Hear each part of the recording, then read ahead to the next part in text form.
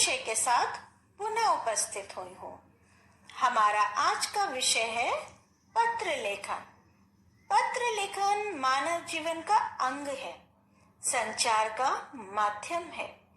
आज के आधुनिक युग में लोग मोबाइल, फोन आदि के द्वारा सूचना तो दे देते हैं, पर मन के भाव सिर्फ पत्र द्वारा ही प्रकट किए जा सकते हैं। पहले लोग हर महीने एक दूसरे का हालचाल लेने के लिए पत्र लिखते थे।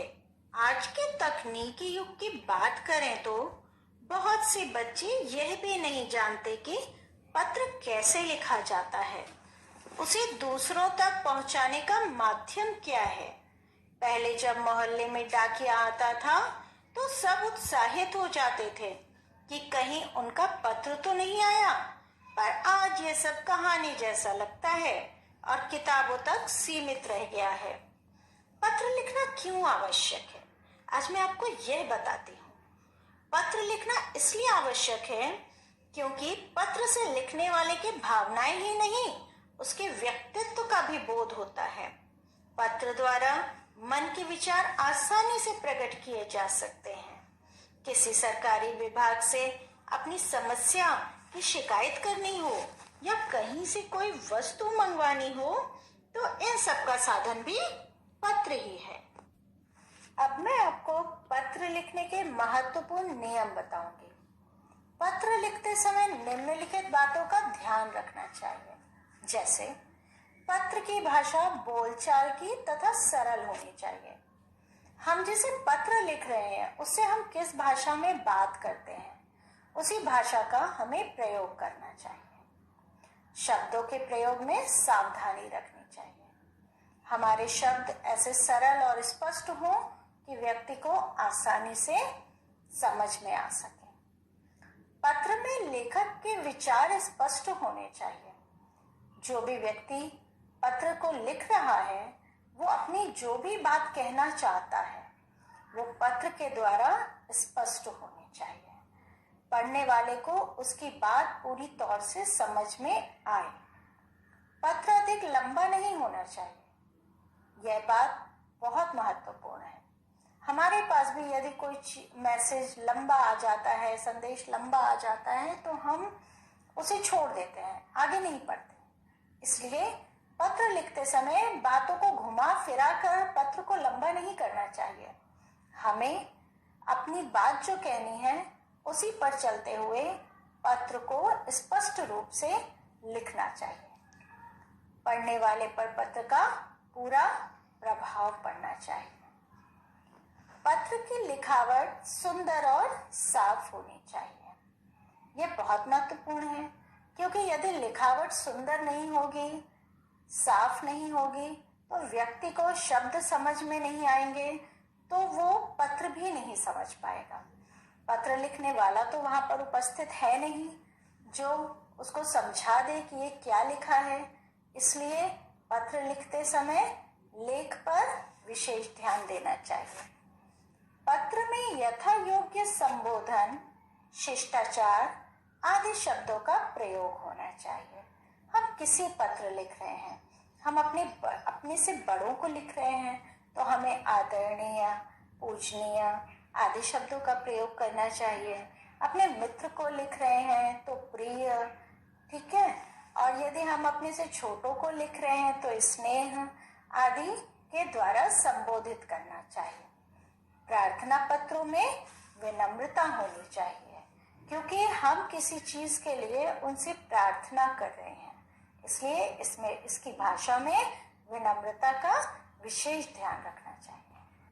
पत्र दो प्रकार के होते हैं, औपचारिक पत्र, अनौपचारिक पत्र। पहला है औपचारिक पत्र। औपचारिक पत्र उन्हें लिखे जाते हैं जिनके साथ प्रेषक का किसी भी प्रकार का व्यक्तिगत संबंध नहीं होता है। ये पत्र विशिष्ट नियमों से बंधे रहते हैं। प्रेषक का अर्थ समझ लीजिए, जो व्यक्ति पत्र लिख रहा है। प्रार्थना पत्र, कार्यालय पत्र, आवेदन पत्र, शिकायती पत्र, व्यावसायिक या सरकारी, अर्ध सरकारी, गैर सरकारी इत्यादि पत्र इसके अंतर्गत आते हैं। प्रार्थना पत्र, इसमें प्रधानाचार्य को लिखे गए पत्र आते हैं, जैसे क्षमा याचना, अवकाश, शुल्क मुक्ति आदि। इन पत्रों की भाषा में विनम्रता होनी चाहिए। प्रधानाचार्य को पत्र लिखते समय प्रेषक नहीं लिखा जाता है। आपकी कक्षा और वर्ग ही आपका परिचय होता है। कार्यालय पत्र, किसी ऑफिस, कार्यालय मतलब ऑफिस को लिखे गए पत्र इसके अंतर्गत आते हैं। आवेदन पत्र में नौकरी आदि के लिए लिखे जाते हैं। शिकायती पत्र, जैसा कि आपको समझ में आ रहा है, ये शिकायत करनी है, हमें किसी समस्या के बारे में बताना है, संबंधित विभाग को जानकारी देनी है, शिकायत करनी है। किसी विभाग में आपको शिकायत करनी है, जैसे शहर में बिजली की समस्या है, पानी की समस्या है, सुरक्षा की समस्या है, तो संबंधित थाने में हम शिकायत करते हैं, नगर निगम में हम शिकायत करते हैं। इनको शिकायती पत्र कहते हैं। व्यावसायिक या सरकारी, व्यावसायिक पत्र होते हैं, ये पत्र व्यवसाय से संबंधित होते हैं, जैसे किसी वस्तु को मंगवाना है या भेजना है, किसी वस्तु के खराब होने की शिकायत आदि। इस प्रकार के पत्र एक व्यापारी दूसरे व्यापारी को, ग्राहक विक्रेता को अथवा व्यापारी ग्राहक को भेजते हैं। सरकारी पत्र क्या होते हैं? किसी एक सरकारी कार्यालय से किसी दूसरे सरकारी कार्यालय को अथवा किसी व्यक्ति की ओर से सरकारी कार्यालय को या सरकारी कार्यालय से किसी व्यक्ति को जो पत्र भेजे जाते हैं, ये सब सरकारी पत्र, अर्ध सरकारी और गैर सरकारी पत्र कहलाते हैं। अनौपचारिक पत्र, ऐसे पत्र हम अपने मित्रों, संबंधियों, माता पिता को अपने विचारों, समस्याओं और भावनाओं से परिचित कराने के लिए लिखते हैं। ये निम्न प्रकार के हो सकते हैं। पारिवारिक पत्र, यह पत्र माता पिता, भाई बहन या अन्य रिश्तेदारों को लिखे जाते हैं। मित्रों और परिचितों को पत्र, इन्हें हम निजी पत्र भी कह सकते हैं। ये हम अपने मिलने वालों को लिखते हैं। निमंत्रण पत्र, यह पत्र जन्मदिन, विवाह, उपनयन संस्कार आदि के उपलक्ष्य में लोगों को अपने घर निमंत्रित करने के लिए, अपने घर बुलाने के लिए लिखे जाते हैं। शुभकामना बधाई पत्र, लोगों को शुभकामनाएं देने के लिए, बधाई देने के लिए ये पत्र लिखे जाते हैं। जैसे आपका छोटा भाई बहन है, उसकी परीक्षाएं होने वाली हैं, तो हम उसे उसकी परीक्षाओं के लिए शुभकामना देते हैं कि वो बहुत अच्छे अंकों से पास हो जाए। फिर जब उसके अच्छे अंक आ जाते हैं, वो बहुत अच्छे अंकों से पास हो जाता है, तो हम उसे उसके लिए बधाई पत्र लिखते हैं, तो यह बधाई पत्र कहलाता है। शोक पत्र, शोक पत्र हमारे किसी मिलने वाले, किसी मित्र, किसी परिवारजन के यहाँ कोई अप्रिय घटना हो गई, तो हम शोक पत्र लिखकर अपनी संवेदनाएं, सहानुभूति उसके प्रति प्रकट करते हैं। यह शोक पत्र कहलाते हैं। आइए अब हम औपचारिक पत्र का प्रारूप जानते हैं। पत्र लिखते समय हम पत्र को यूं ही लिखना प्रारंभ नहीं कर देते, उसका भी एक प्रारूप होता है, फॉर्मेट होता है, उसके अनुसार पत्र को लिखना प्रारंभ किया जाता है। सबसे पहले प्रेषक का नाम, पता, शहर, प्रदेश लिखा जाता है। ये भी हम एक लाइन में ही नहीं लिख देते। प्रेषक का नाम लिखते हैं, प्रेषक मतलब पत्र को लिखने वाला, फिर पता और शहर लिखते हैं, उसके बाद उसका प्रदेश लिखते हैं। फिर हम लिखते हैं सेवा में। सेवा में हम जिसको भी पत्र लिख रहे हैं, पत्र प्राप्त करने वाले व्यक्ति अथवा अधिकारी की उपाधि या पद नाम तथा पता, शहर और प्रदेश लिखते हैं। उस अधिकारी वो किस पद पर है, उसका पता, शहर और प्रदेश लिखते हैं। मान लीजिए हम प्रधानाचार्य जी को पत्र लिख रहे हैं, तो हमने प्रधानाचार्य जी लिखा, विद्यालय का नाम लिखा, पता लिखा, शहर लिखा और प्रदेश लिखा। उसके उपरांत हम दिनांक डालते हैं, डेट डालते हैं।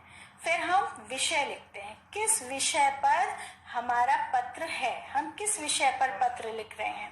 यदि हम प्रधानाचार्य जी को लिख रहे हैं तो अवकाश के लिए लिख रहे हैं, या शुल्क मुक्ति के लिए लिख रहे हैं, या क्षमा याचना के लिए लिख रहे हैं, तो हम वो विषय लिख देते हैं।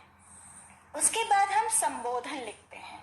संबोधन में हम श्रीमान, मान्यवर, महोदय, महोदया आदि से उन्हें संबोधित कर सकते हैं। उसके उपरांत हम विषय वस्तु पर आते हैं। विषय वस्तु को 2 संक्षिप्त अनुच्छेदों में लिखना चाहिए। प्रथम में अपनी समस्या से अधिकारी को अवगत कराएं और दूसरे में आप उनसे क्या अपेक्षा रखते हैं यह लिखें। अंत में पत्र प्रेषित के प्रति धन्यवाद देने के पश्चात भवदीय, निवेदक जैसे औपचारिकता के पश्चात अपना नाम लिखिए।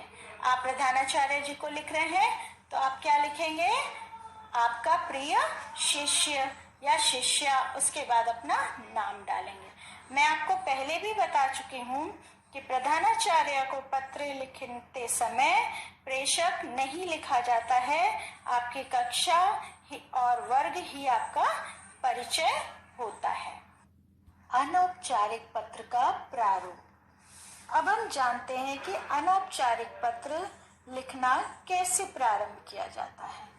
सबसे पहले पत्र लिखने वाले का नाम और पता, फिर दिनांक लिखते हैं। उसके बाद संबोधन एवं अभिवादन।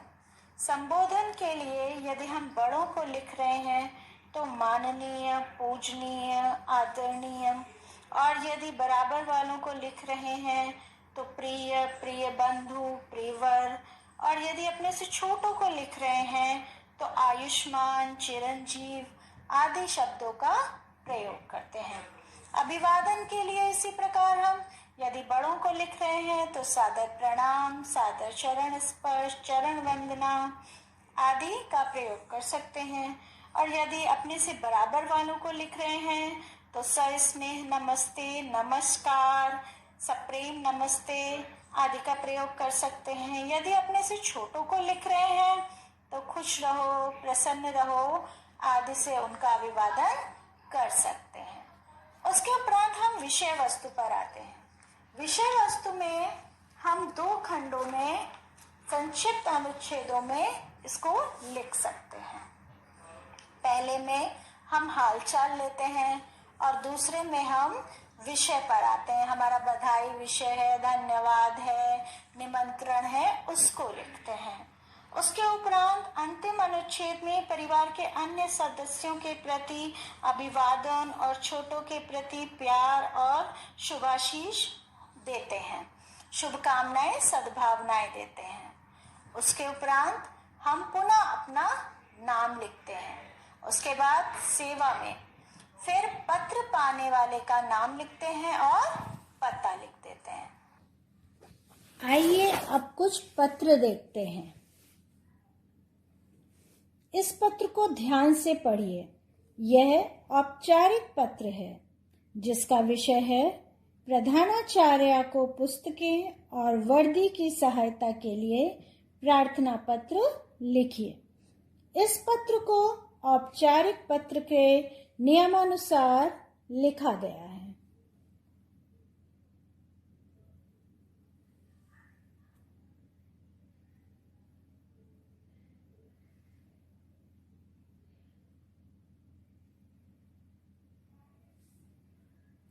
यह दूसरा पत्र है। यह अनौपचारिक पत्र है जो कि अपनी कक्षा में प्रथम आने पर इसकी सूचना देते हुए बड़ी बहन को लिखा गया है। इस पत्र को भी अनौपचारिक पत्र के नियमानुसार लिखा गया है।